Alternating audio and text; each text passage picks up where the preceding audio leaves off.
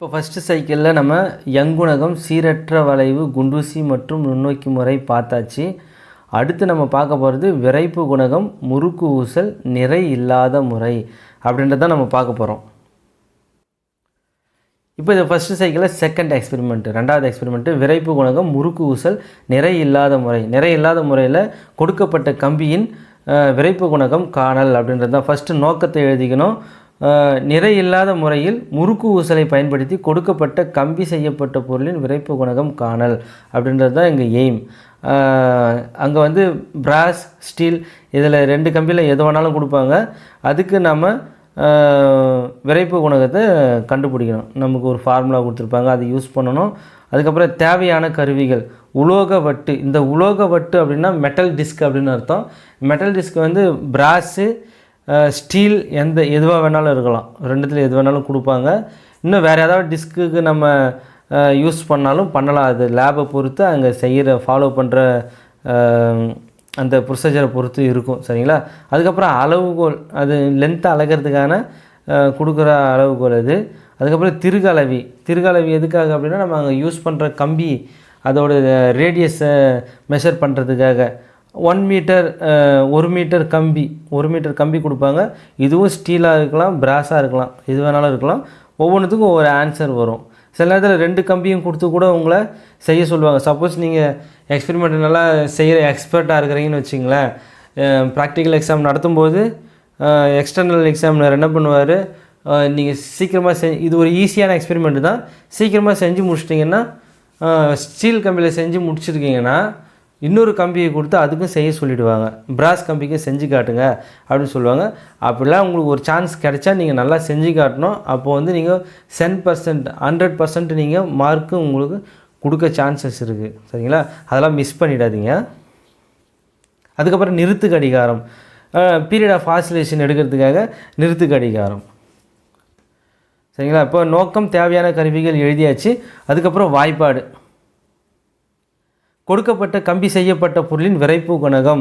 இந்த கொடுக்கப்பட்ட கம்பி செய்யப்பட்ட பொருளின் விறைப்பு குணகத்தை கண்டுபிடிக்கிறது n = 8πIr⁴ L/t² Nm/m². இதுதான் கொடுக்குற ஃபார்முலா. இங்கு L ஊசலின் நீளம். ஊசலின் நீளம்னா படத்தில் காட்டுறோம் பாருங்கள், இதுதான் ஊசலின் நீளம். சரிங்களா? எங்கே ஃபிக்ஸ் பண்ணியிருக்கோமோ அந்த பாயிண்ட்லேருந்து மேலே இந்த ராடை ஃபிக்ஸ் பண்ணியிருப்பாங்க, அங்கேருந்து எடுக்கக்கூடாது. கம்பி எங்கே ஃபிக்ஸ் பண்ணிருக்கோமோ அதிலேருந்து இங்கே கம்பி எங்கே ஃபிக்ஸ் பண்ணுறோமோ அதுலேருந்து எடுக்கலாம், இல்லை இந்த டிஸ்க்கு மேலேயும் வச்சு எடுத்துக்கலாம். எது எடுத்தாலும் யூனிஃபார்மாக எடுங்க. சரிங்களா? ஏன்னா நான் ஏன் இங்கே போட்டிருக்கிறேன் அப்படின்னா, இங்கேயே டைட் ஆகிடும் அந்த கம்பி, டைட் ஆகிடும். கம்பியின் நீளம் அப்படின்னு தான் போட்டிருக்காங்க. இங்கேயே டைட் ஆகிடும் கம்பி. அதுக்கு உள்ளார எம்டியாக தான் இருக்கும், ஃபிக்ஸ் ஆகாமல் இருக்கும் அந்த கம்பி. அதனால தான் அப்படி போட்டிருக்கிறேன். சில பேர் இங்கே ஸ்கேலை வச்சு கொஞ்சம் ஈஸியாக எடுத்துக்கிறதுக்காக எடுத்த உடனே டிஸ்க் மேலே ஸ்கேலை வச்சு இது வரைக்கும் அளந்துக்குவாங்க. அப்படி அளந்தீங்கன்னாக்கா யூனிஃபார்மாக அதே மாதிரியே எடுத்துங்க. சரிங்களா? ரைட். அதுக்கப்புறம் ஆர், கம்பியின் ஆரம்.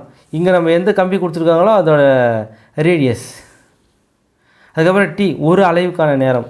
ஒரு அலைவுக்கான நேரம் அப்படின்னா இங்கே பாருங்கள், இதுதான் டிஸ்க் அப்படின்னா இது இப்படி பண்ணால் ஒரு ரொட்டேஷன். சரிங்களா? அப்படி இல்லாமல் இப்படி போயிட்டு இப்படி வரணும். இப்படி வந்தால் இது ஆசிலேஷன், இதுதான் ஆசிலேஷன். சரிங்களா? இங்கே பாருங்கள், இப்படி போயிட்டு இப்படி வரணும். இப்படி வந்தால் அதுதான் ஆசிலேஷன். அது நீங்கள் எக்ஸ்பெரிமெண்ட் செய்யும்பொழுது உங்களுக்கு நான் சொல்வேன், அப்போ உங்களுக்கு ஈஸியாக புரியும். அப்புறம் வட்டின் நிலைம திருப்பு திறன். இந்த வட்டின் நிலைம திருப்பு திறன் அந்த டிஸ்க்கு ரொட்டேட் ஆகுது பிரகாரம் நீங்கள் மொமெண்ட் ஆஃப் இனர்ஷியா என்ன அப்படின்னா என்ன அப்படின்றத நீங்கள் படிச்சிருப்பீங்க. இதுக்கு வரும்பொழுது அதை படிச்சுட்டு வந்தீங்கன்னாலும் அந்த கான்செப்ட் அதில் டவுட் இருந்தால் இங்கே தெளிவாக அண்டர்ஸ்டாண்ட் பண்ணிக்கலாம். சரிங்களா? That is I = mr²/2 kg/m². இங்கு m வட்டி நிறை × 10⁻³ kg, r இதில் இருக்கிற r வட்டி நிறை × 10⁻² மீட்டர் அப்படின்றது தான். இங்கே அந்த டிஸ்க்கு நம்ம இங்கே யூஸ் பண்ணுறோம்ல, இதோட வெயிட்டு, இதோட சர்க்கம்ஃபரன்ஸை வச்சு நம்ம அது ஆரத்தை கால்குலேட் பண்ணிக்கலாம். சரிங்களா? வட்டி நிறைய டைரெக்டாக எடுத்துன்னு போயிட்டு வெயிட் போட்டுக்கலாம். அடுத்து டேப்லர் காலம். இப்போ டேப்லெட் காலம் எப்படி போடுறது, என்னென்ன டேப்லெட் காலம் வரும் அப்படின்றத நம்ம ஒரு ஐடியா பண்ணலாம். இந்த ஃபார்முலா பார்த்தோன்னே நம்ம எதுக்கெல்லாம் டேப்லெட் காலம் போடுவோம் அப்படின்ற ஐடியா நமக்கு கிடச்சிடும். என்ன ஆறுனா கம்பியின் ஆரம் அப்படின்றது, கம்பியின் ஆரம் அப்படின்னாலே இந்த திக்னஸ் கண்டுபிடிக்கிறதுக்கு ஸ்க்ரூ கேஜ் யூஸ் பண்ணுவோன்றது தெரியும். அதனால் இந்த எக்ஸ்பெரிமெண்ட்டில் ஒரு ஸ்க்ரூ கேஜுக்கு உண்டான டேப்லெட் காலம் வரப்போகுது அப்படின்றத நம்ம தெரிஞ்சுக்கலாம். அதுக்கப்புறம் 8 π I இதெல்லாமே கான்ஸ்டன்ட் வேல்யூஸ். அதுக்கப்புறம் L/T² தான் இருக்குது. அப்போ Lக்கும் Tக்கும் நம்ம ஒரு டேப்லெட் காலம் போட போகிறோம் அப்படின்றது நம்ம ஈஸியாக கெஸ் பண்ணிக்கலாம். நல்லா அண்டர்ஸ்டாண்ட் பண்ணிக்கிறவங்களா இருந்தால் இன்ட்ரெஸ்ட்டாக நீங்கள் பார்த்தீங்கன்னா லேபை இதெல்லாமே உங்களுக்கு தானாகவே தெரியும். அப்போ நம்ம 2 டேப்லெட் காலத்தை இங்கே பார்க்கலாம். அட்டவணை 1 L/T² காணல் அப்படின்னு போட்டிருக்கு. இங்கே ஊசலி நீளம் ஃபஸ்ட்டு × 10⁻² மீட்டர், 1 மீட்டர் அப்படின்னு தான் சொல்லி கொடுத்துருக்கோம். நம்ம 1 மீட்டர் கம்பி தான் யூஸ் பண்ணுவோம். அந்த பெண்டுலமோட லென்த்து அதிகமாக இருந்துச்சுன்னா பீரியட் ஆஃப் ஆசிலேஷன் அதிகமாகிடும், ரொம்ப லேட் ஆகும். அதனால் நம்ம என்ன பண்ணலாம், ஒரு 80 எடுத்துக்கலாம். 80, 70, 60, 50 அந்த மாதிரி எடுத்துக்கலாம். இந்த 4 லென்த்துக்கு எடுத்தாலே போதுமானது. இதில் பார்த்திங்கன்னா 10 அலைவுகளுக்கான நேரம் அப்படின்னு கொடுத்துருப்பாங்க. டேஷ் போட்டிருக்கிறேன். அது ஒவ்வொரு லேபுக்கும் அவங்க விருப்பப்படி கொடுப்பாங்க. ஆனால் 5 ஆசிலேஷனுக்குலாம் தயவு செய்து எடுத்துடாதீங்க. 5 ஆசிலேஷனுக்கு எடுத்திங்கன்னா எல்லாமே எரராக தான் வரும். உங்களால் கரெக்டாக அது எடுக்க முடியாது. ஏன்னா இன்ஸ்ட்ருமெண்டல் எரர், மேனுவல் எரர் ரெண்டுமே சேர்ந்து ஒரு எக்ஸ்பெரிமெண்ட் செய்யும்போது ப்ரெசண்ட் ஆகும். அப்படி இருக்கும் பொழுது உங்களுக்கு கரெக்டான ஆன்சர் வரணும் அப்படின்னா நம்பர் ஆஃப் ரீடிங்ஸை இன்க்ரீஸ் பண்ணணும்.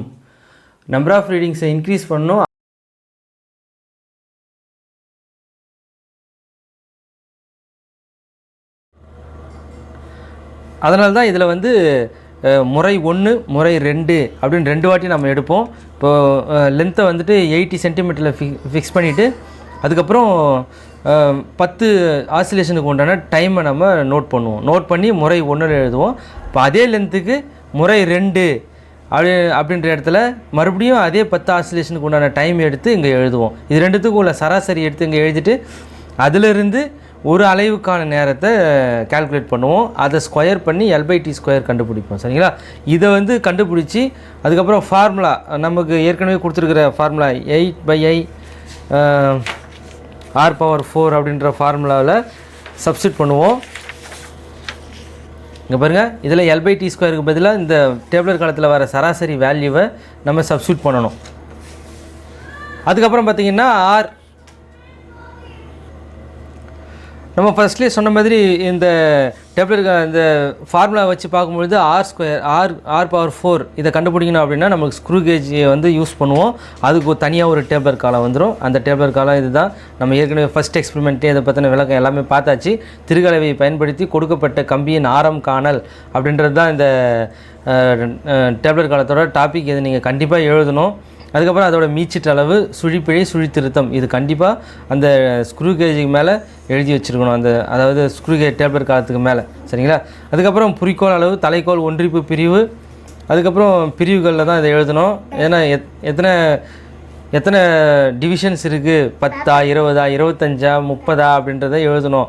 சரிங்களா? அதுக்கப்புறம் பதிவு செய்யப்பட்ட அளவு, அங்கேருந்து நம்ம டைரெக்டாக எந்த ரீடிங் எடுத்து எழுதுகிறோம் அதுதான் பதிவு செய்யப்பட்ட அளவு.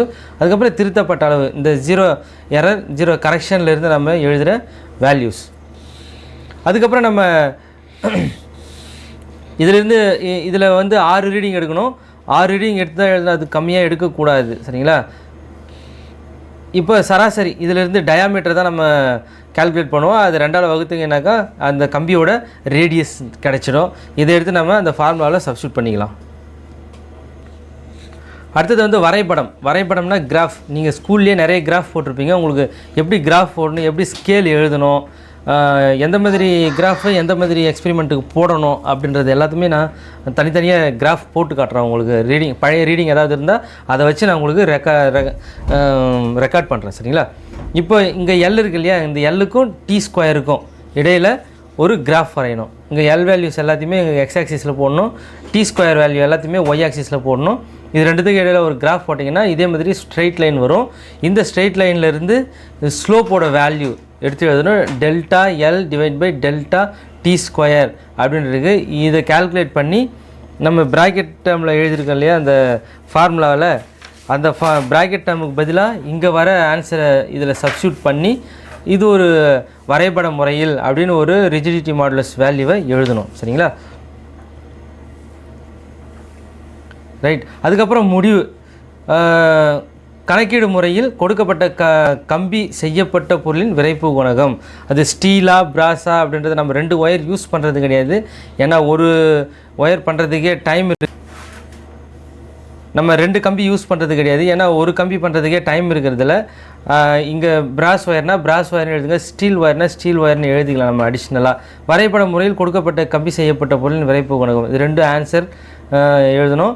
ஆன்சர் எந்த மாதிரி வரணும் அப்படின்றதெல்லாம் நம்ம ஏதாவது ஒரு எக்ஸ்பெரிமெண்ட்டை ரீடிங்கோட கால்குலேஷன் போட்டு அதில் பார்ப்போம். அப்போ நான் போட்டு காட்டுறேன் இந்த வேல்யூ வந்துட்டு இந்த ரேஞ்சுக்குள்ளார தான் வரணும் அப்படின்றதெல்லாம் இருக்குது. அதெல்லாம் பின்னாடி நான் சொல்கிறேன். இப்போதைக்கு ஒரு எக்ஸ்பெரிமெண்ட்னா என்ன, அது எப்படி நம்ம எழுதணும், எந்த மாதிரியான டேட்டாஸ்லாம் அதில் ரிஜிஸ்டர் பண்ணணும் அப்படின்றது எல்லாமே நான் உங்களுக்கு சொல்லிட்டு இருக்கிறேன். இதை மட்டும் நீங்கள் அண்டர்ஸ்டாண்ட் பண்ணிக்கங்க. வட்டி நிலைமை திருப்புத்திறன், அதுக்கப்புறம் mr²/2 அப்படின்றது, அதை அந்த டிஸ்கோட வெயிட்டில் இருந்தோ அதோட சர்க்கம்ஃபரன்ஸ்லேருந்து ரேடியஸை கால்குலேட் பண்ணியும் அதிலேருந்து கால்குலேட் பண்ணி எழுதிக்கலாங்க ஐயோட வேல்யூ. இந்த எக்ஸ்பெரிமெண்ட்டு இவ்வளோ தான். இது ரொம்ப ஈஸியான எக்ஸ்பெரிமெண்ட் இருக்கிறதுலே.